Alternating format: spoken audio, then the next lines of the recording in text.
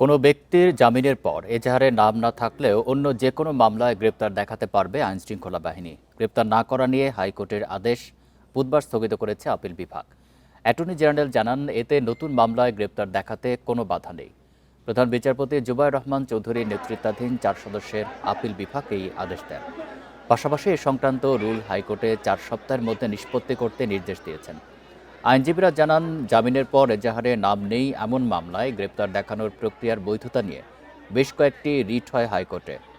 এরপর হাইকোর্ট গত মাসে রুলসহ নতুন মামলায় গ্রেপ্তার না করতে অন্তর্বর্তী আদেশ দেন। এর বিরুদ্ধে আপিল করে রাষ্ট্রপক্ষ। আপিল শুনানিতে বুধবার অ্যাটর্নি জেনারেল বলেন, হাইকোর্টের আদেশ বহাল থাকলে আইনশৃঙ্খলা বাহিনীর স্বাধীন তদন্তে বাধা সৃষ্টির আশঙ্কা রয়েছে। দুই পক্ষের শুনানি শেষে হাইকোর্টের আদেশ স্থগিত করে আপিল বিভাগ।